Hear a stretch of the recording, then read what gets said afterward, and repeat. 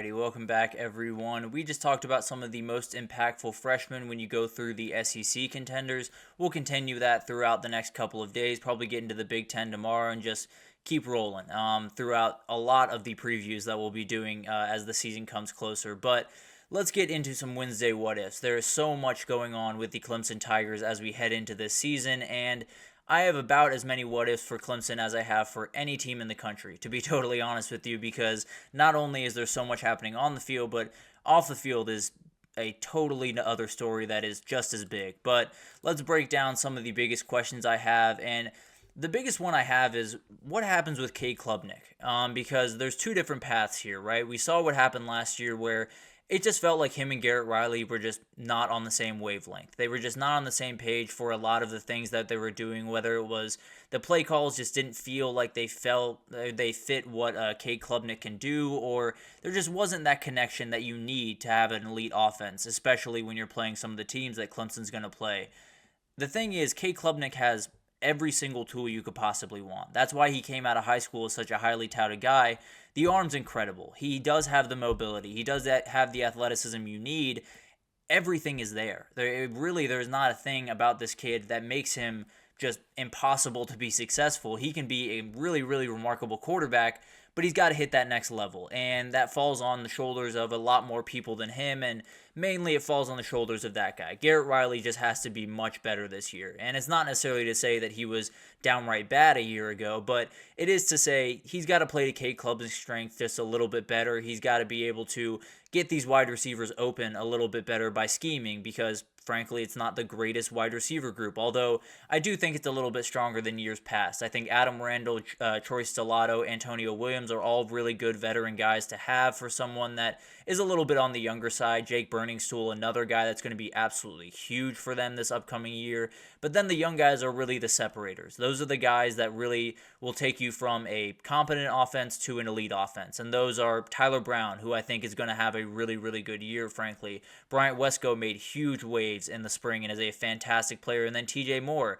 is another freshman that came in that just has talent oozing out of his ears. So there's so many guys that can make stuff happen for Cade Klubnik, but at the end of the day, there's so much that goes into it, but Cade Klubnik's got to make the plays, right? He's got to make the right decisions. He's got to use the mobility that he has. He's got to use his legs. He's got to get more dynamic in this offense, and I don't think he's that far from doing that. So there is a path where he totally breaks out, and if he does totally breaks out, if he's one of those players that we're talking about pretty much every day, and we're just in awe of his season, and maybe he's on a Heisman-type track, wrap it up for the rest of the ACC. I'm just being totally honest. The rest of this team is far too good for if he comes along the way that they want him to, they will be in Charlotte and likely win the ACC and maybe go undefeated in that path, because that is the thing that held them back last year. There was a lot of things in place last year, and obviously there were a couple of things that you would like to be a little bit better. The wide receiver group was not great, which obviously did not help this situation by any means. But regardless, the quarterback play was the thing that separated them from those couple of wins that would have taken them over the hump. So it's a huge year for this kid. I think he has every single ability to be successful. Garrett Riley's a fantastic play caller, as we saw at TCU. The wide receivers are so much better this year than they were a year ago. The O-line is going to be really good, led by Blake Miller on the right tackle position. But overall, this is a huge year for this kid, and if he hits his ceiling, it's over for the rest of the ACC. They win that conference. If he doesn't, the questions around Clemson just get that much louder, that much bigger, and that's kind of what I want to get into in my second question, which is, what if they go 8-4 or 9-3 and miss the ACC title? What if something like last year happens again? And I really don't know the answer to this. I'll be totally honest with you. I know that it makes a number of people across the country smile ear to ear because they like to hear the idea of Dabo's downfall, but at the end of the day, this is going to be a really, really interesting year for them. And there's so much riding on this year, not just because a 9-3 year over the last couple of years has been disappointing for Clemson, but there's so many questions about the way that they go about business in terms of roster construction, in terms of not going after the portal, which in some ways I absolutely love that Dabo does that. In some ways I absolutely hate it. So it's kind of a double-edged sword, but at the end of the day, there's going to be questions if he goes through this year let's say it's 9-3, and you have losses to UGA, Florida State, and NC State, or Virginia Tech is that third one. That's a good year. Let's just be totally honest. Those 3 losses are not necessarily anything terrible. They could be, weird situations where Clemson loses a, bounce of ball type play and misses out on a game. It doesn't change that it's going to make those fans angry. It doesn't change that it's going to make a lot of people mad. And there are some people in that building, I'm confident there are some people in that building that make big time decisions that don't necessarily love that Dabo doesn't go after the portal, that don't necessarily love that NIL is not as big of a part of their equation as it is for some of the other superpowers out there. And they got to do something about it, one way or the other. If they go 8-4 this year and there's questions around what they're doing going forward, and are they continuing on this slippery slope, and is Miami and Florida State jumping them in the ACC? If all of that stuff is happening before your eyes, there's going to be people asking Dabo to change his ways. There's going to be people asking Dabo to dip into the portal, to use NIL, and I don't know if he's going to do it. And I kind of respect him for that, for standing on his principles, for doing what he thinks is right, not what everyone else wants him to do. But it is to say, this is going to be a very interesting conversation. If they go 8-4, if they, continue to kind of slide off the hill just a little bit, people are going to start wondering about Dabo and his long-term future at Clemson. Now, he's safe for quite some time. Let's be totally honest. He's got 2 national titles against Nick Saban, so it's not necessarily going to be a big issue. But the reality is, you have a year in front of you that is so important, not only for what happens on the field, but how people view Dabo Swinney, how people view how the program goes about business, how people in that building ask them to go about business. So it's going to be really interesting. But at the end of the day, Clemson has opened a little bit of a door this year where everyone is going this direction. We're going to go against the grain, and you might be trying to get 1% better in the portal. We're going to develop the guys that we have now and get 10% better.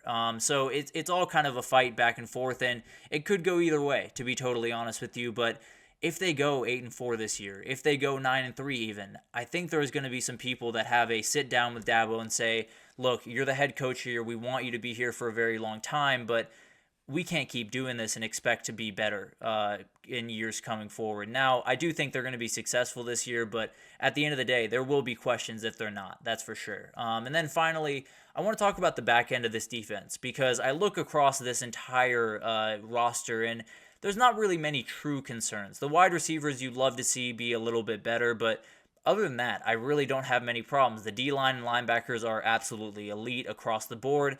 The back end of the defense is a little bit wary. And it's not necessarily that it's not good. I think a guy like Avion Terrell, this guy right here, is hugely important. AJ's brother, if you know the name. A very, very good player, played some really good football a year ago, and will be huge for them. There's no two ways about that, especially with Nate Wiggins walking out the door. He's CB1 now, and he's got to act that way. And then losing guys like Andrew Makuba to Texas and Toriano Pride Jr. to Missouri were big-time losses. There's no two ways about that. I do think one guy that makes this just a little bit easier is R.J. Mickens, a hugely important guy and is a veteran in that group, which is very, very important. When you have a group that might be a little bit less experienced, having a guy in the center of it that is going to be in total control is massive. It's the same situation with Bama and Malachi Moore. I worry a little bit about some of the pieces in that room, but when you have a guy like Malachi Moore holding everything in place, you're going to be really successful. So I really do think this back end could be really good, but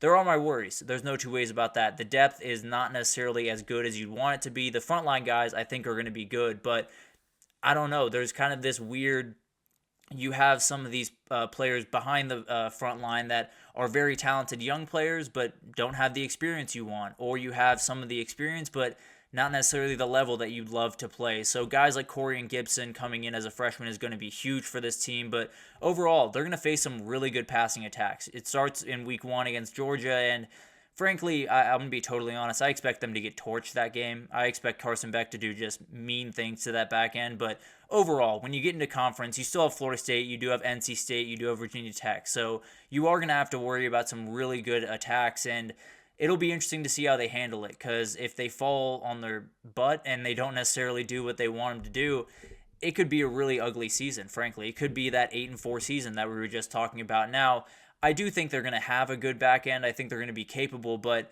if they're not totally locked down in some of these games, it could lead to some losses, and the margins are just razor thin in that conference this year. So I do think they have the dudes, no doubt about that, but I do think it's going to take some time for them to get comfortable, to get in their groove, and it could be too late by that point, to be totally honest with you. So it'll be interesting to watch that. I really do think that this is a very fantastic team going into this year, but the questions around them are just plentiful. There's no two ways about that. But that'll do it for this edition of the GSMC College Football Podcast, brought to you by the GSMC Sports Network. Your support means a lot to us, so please remember to subscribe to the show, leave a positive review. It does make a huge difference. Also, follow us on Facebook, Twitter, TikTok, Instagram, all of the social pages you could possibly need for all of the content you could possibly need. We have you totally covered in the world of sports, whatever you need. So come on over to GSMC and take in whatever you want. We got plenty of people covering every single sport you could possibly want. But thank you once again for listening, and I will see you guys tomorrow.